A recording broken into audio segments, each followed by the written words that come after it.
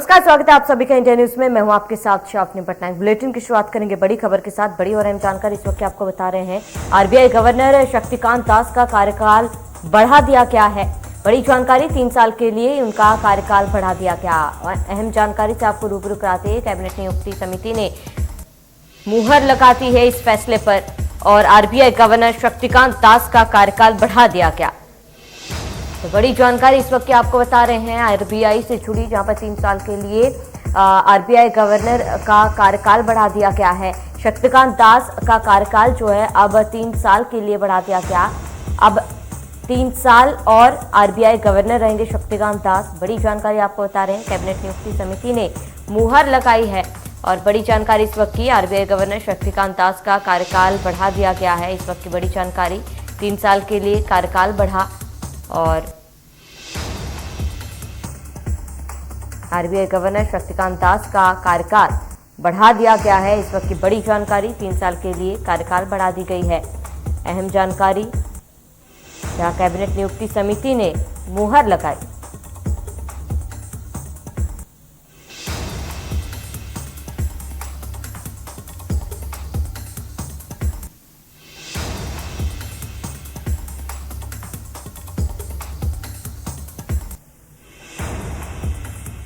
वैसे बीच एक और बड़ी जानकारी से आपको रूबरू करा दें। अहम जानकारी इस वक्त आपको बता रहे हैं। फेसबुक ने अपना नाम बदल दिया है। कंपनी का नाम फेसबुक ने बदला।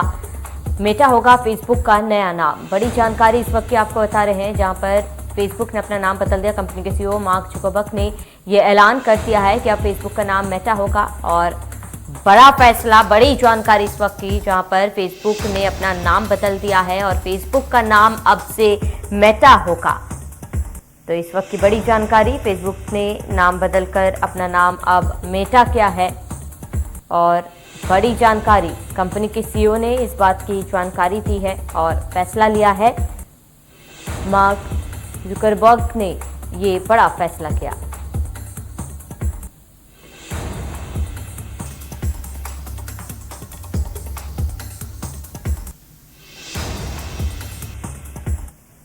वहीं इसी बीच एक और बड़ी जानकारी आपको बता दें, जहां पर राष्ट्र के नाम पर प्रधानमंत्री मोदी का संबोधन होने वाला है।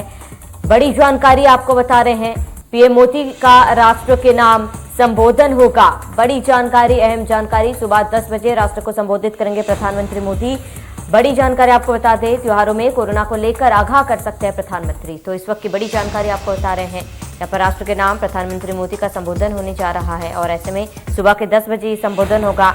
कहा यह जा रहा है, माना जा रहा है कि त्योहारों में कोरोना गाइडलाइंस का पालन करने को लेकर प्रधानमंत्री मोदी लोगों से अपील कर सकते हैं, कोरोना गाइडलाइंस को लेकर बात कर सकते हैं। बड़ी जानकारी आपको बता रहे हैं, जहाँ पर सुबह 10 बजे से राष्ट्र को संबोधित करेंगे प्रधानमंत्री मोदी। इस वक्त की अहम जानकारी, जहाँ पर त्योहारों में कोरोना को लेकर आगाह कर सकते हैं प्रधानमंत्री। तो राष्ट्र के नाम प्रधानमंत्री मोदी का संबोधन होगा। बड़ी जानकारी, अहम जानकारी।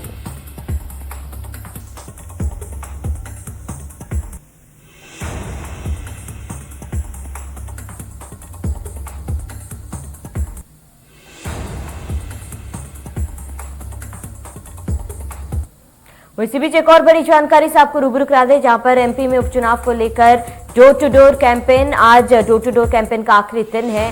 बड़ी जानकारी बता दें, अहम जानकारी से आपको रूबरू करा दें, कल एमपी में उपचुनाव होने हैं। ऐसे में डोर टू डोर कैंपेन का आज आखिरी दिन है। केंद्र पर मतदान दल रवाना होंगे और सुरक्षा को लेकर चुनाव आयोग की तैयारी पूरी हो चुकी है। तो कल चुनाव होने हैं, ऐसे में तमाम तैयारियां जो है कर ली गई है। भोपाल से बड़ी जानकारी, एमपी में उपचुनाव को लेकर डोर टू डोर कैंपेन है। आज डोर टू डोर कैंपेन का आखिरी दिन है। ऐसे में चुनाव को लेकर तमाम तैयारियां जो है वो कर ली गई है। चुनाव आयोग द्वारा तमाम तैयारी कर ली गई। अहम जानकारी इस वक्त की आपको बता दें, बड़ी जानकारी से आपको रूबरू करा दें, जहां पर केंद्रों पर मतदान दल रवाना हो जाएंगे। तो सुरक्षा को लेकर चुनाव आयोग की तैयारी पूरी कर ली गई है और एमपी में उपचुनाव को लेकर डोर टू डोर कैंपेन, इस वक्त की बड़ी जानकारी आपको बता रहे हैं, जहां पर एमपी में उपचुनाव को लेकर डोर टू डोर कैंपेन और बड़ी जानकारी, डोर टू डोर कैंपेन का आज आखिरी दिन है। केंद्रों पर मतदान दल रवाना हो जाएंगे।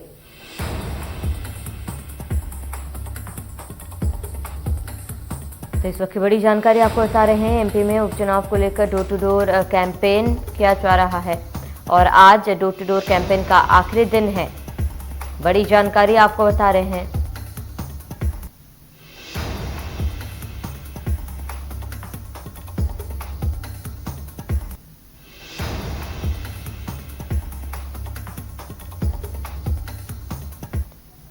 तो मध्य प्रदेश के मुख्यमंत्री शिवराज सिंह चौहान ने खाद को लेकर समीक्षा की और किसानों को खाद को लेकर किसी भी तरह की परेशानी नहीं आने देने के भरोसा दिलाया है। उन्होंने कहा है कि किसान खाद की कमी की मानसिकता छोड़े 30 अक्टूबर तक 32 एक्स्ट्रा रैक पहुंचाएंगे और किसान भाइयों को खाद उपलब्ध कराई जाएगी।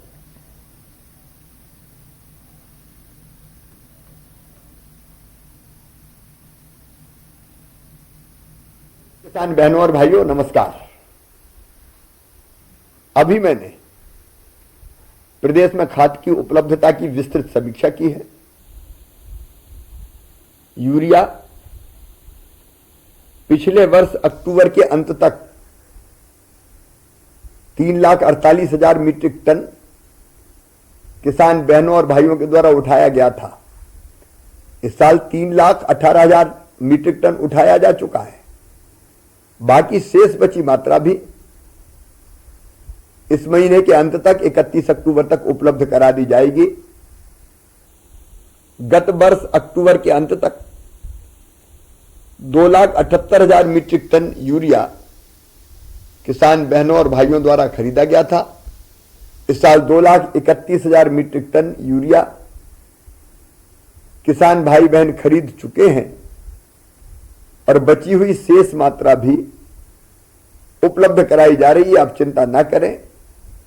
32 अतिरिक्त रैक 30 अक्टूबर तक प्रदेश के विभिन्न स्थानों पर पहुंचेंगे और उन रैकों में जो यूरिया आएगा वो हम किसान को उपलब्ध कराएंगे। नवंबर में जो खाद है उसके लिए भारत सरकार से मैंने चर्चा की है। जो आवश्यकता है उतनी खाद निश्चित तौर पर हमको मिलेगी। एनपीके भी पर्याप्त मात्रा में उपलब्ध है।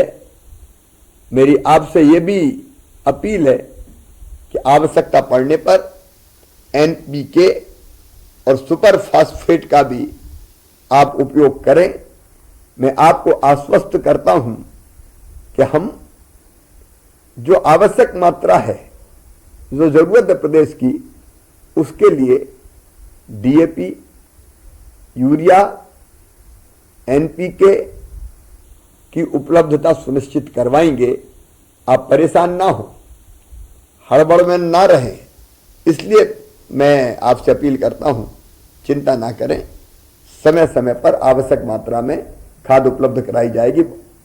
तो भोपाल की प्रतिष्ठित संस्थान रत्न हाउस ने अपना दूसरा आउटलेट होशंगाबाद रोड स्थित आशिमा मॉल के सामने शुरू किया, जिसमें बड़ी संख्या में लोग रत्न खरीदने पहुंचे। रत्न हाउस में सभी प्रकार के रत्न, हीरे, मोती, जवाहरात मिलते हैं। पिछले 60 वर्षों से भोपाल वासियों का भरोसा रत्न हाउस में बना हुआ है।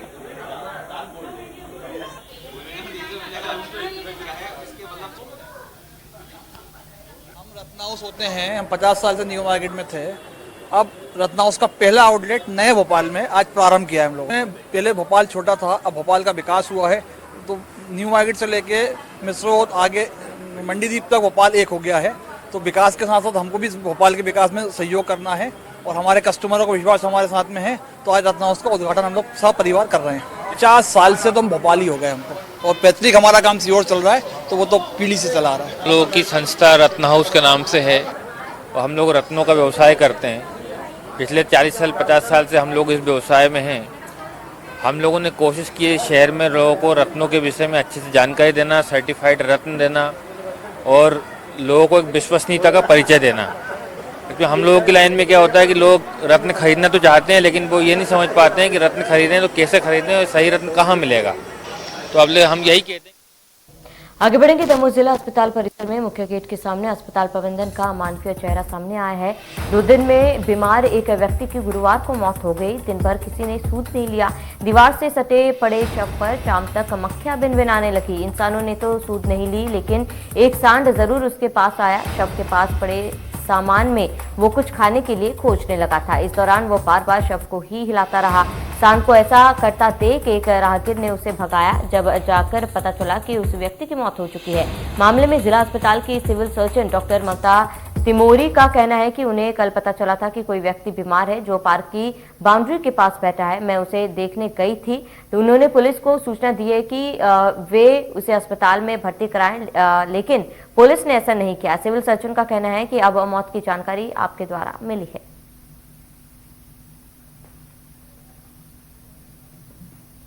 नहीं, लाश का तो नहीं मुझे मालूम, ये आप लोगों के द्वारा मुझे पता चला है, क्योंकि मुझे आज अभी तक किसी कर्मचारियों ने नहीं बताया।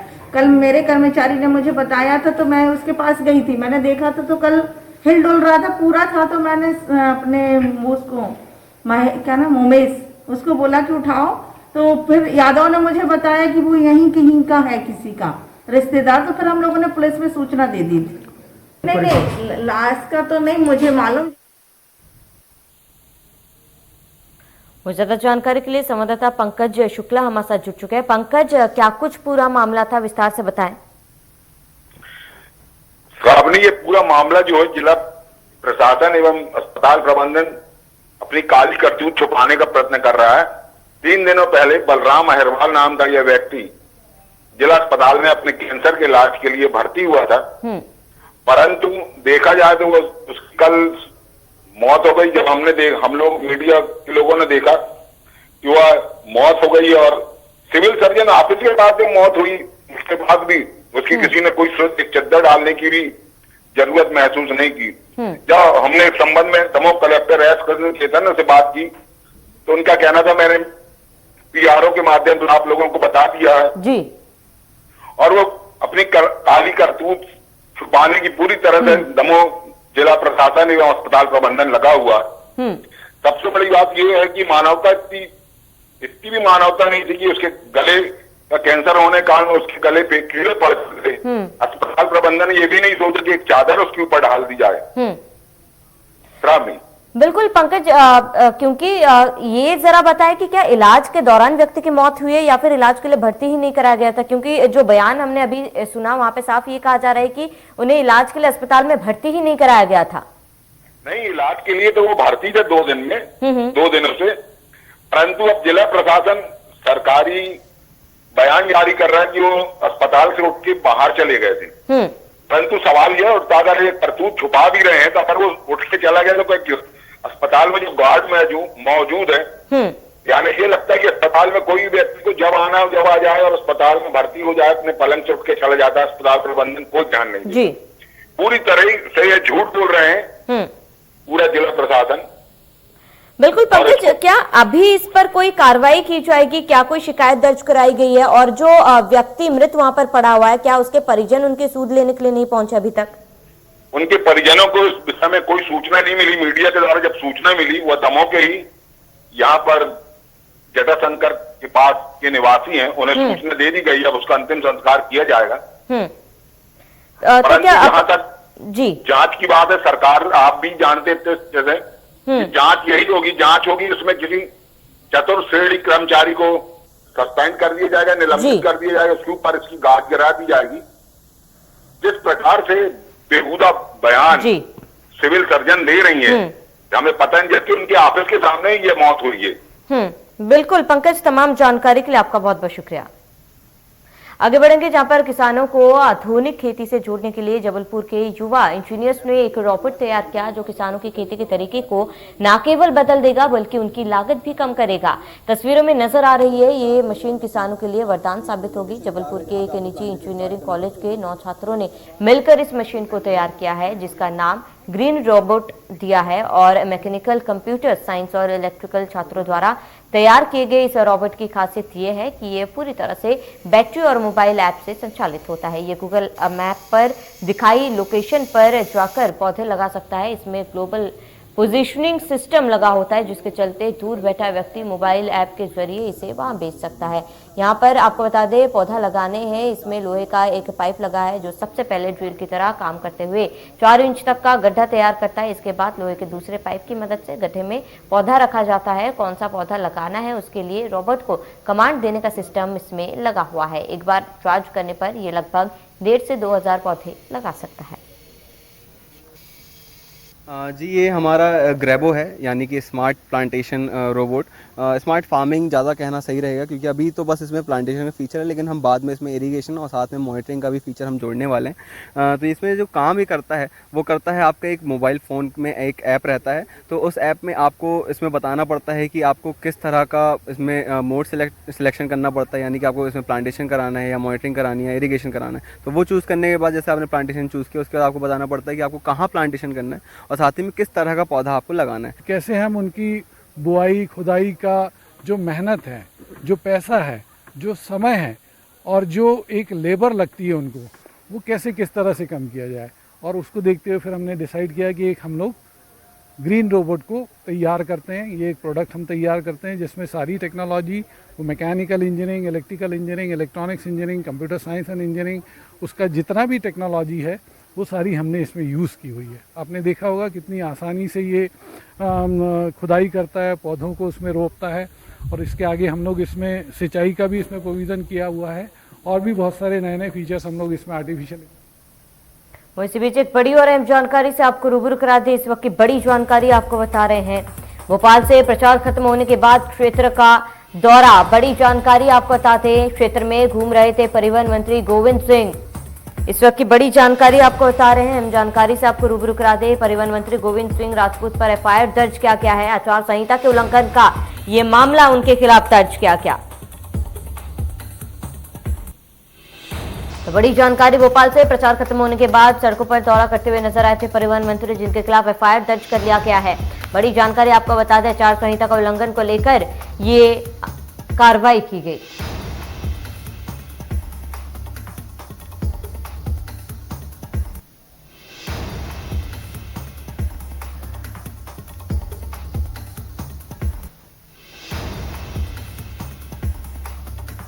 ज्यादा जानकारी के लिए संवाददाता ब्रिजेश जैन हमारे साथ जुड़ चुके हैं। ब्रिजेश, क्या कुछ पूरी जानकारी, क्योंकि परिवहन मंत्री के खिलाफ एफआईआर भी दर्ज कर लिया गया है?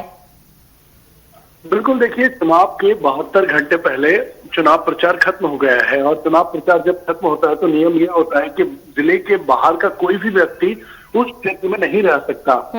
मंत्री गोविंद सिंह राजपूत जो है वो अपने समर्थकों के साथ सड़क पर घूम रहे थे। उनका एक वीडियो भी आया था सामने, कई ग्रुपों में उनका वीडियो चला था। इसके बाद रिटर्निंग ऑफिसर ने जोबट थाने में ये शिकायत दर्ज कराई थी, जिस पर देर शाम एफआईआर दर्ज कर ली गई है। मंत्री गोविंद सिंह राजपूत पर आचार संहिता के उल्लंघन का मामला दर्ज किया गया है। तो कहीं ना कहीं बीजेपी अब पशुपेश में है और यही वजह है कि आज बीजेपी कार्यालय में एक बड़ी बैठक भी बुलाई गई है, जिसमें खुद मुख्यमंत्री शिवराज सिंह चौहान, वीडी शर्मा शामिल रहेंगे और अंतिम दौर में जो चुनाव वोटिंग होनी है उसमें तमाम मैनेजमेंट किस तरीके का हो, क्या लोग वहां मौजूद जो है उनको निकाला जा रहा है, उनको बोला जा रहा है कि आप जिले की सीमा में ना रहें, बाहर रहें, बैठक बुलाई गई है। जी बिल्कुल विशेष, तमाम जानकारी के लिए आपका बहुत बहुत शुक्रिया। वैसे भी एक और बड़ी जानकारी, चुनाव प्रबंधन समिति की बैठक होनी है। बड़ी और अहम जानकारी से आपको रूबरू करा दे, करीब 10 बजे ये बैठक होगी। अहम जानकारी आपको बता रहे, चुनाव प्रबंधन समिति की बैठक बीजेपी प्रदेश कार्यालय में ये बैठक होगी और दोपहर सुबह के करीब 10 बजे बैठक होनी है और बैठक में सीएम शिवराज सिंह चौहान, वीडी शर्मा शामिल होंगे। मतदान को लेकर मंथन होगा, क्योंकि आज डोर टू डोर कैंपेन का आखिरी दिन भी है और ऐसे में सुबह के करीब 10:30 बजे ये बैठक होगी। तो अहम जानकारी आपको बता रहे हैं, जहां पर चुनाव प्रबंधन समिति की बैठक है। 10:30 बजे ये बैठक बीजेपी प्रदेश कार्यालय में की जाएगी।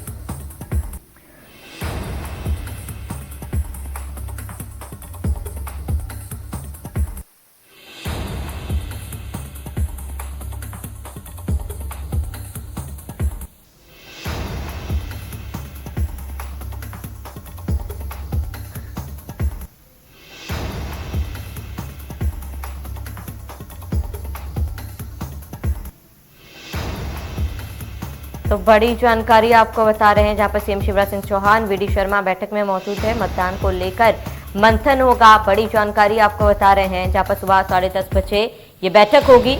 बड़ी जानकारी आपको बता दें, जहां पर चुनाव प्रबंधन समिति की अहम बैठक है और कल चुनाव है, ऐसे में चुनाव को लेकर मंथन होगा।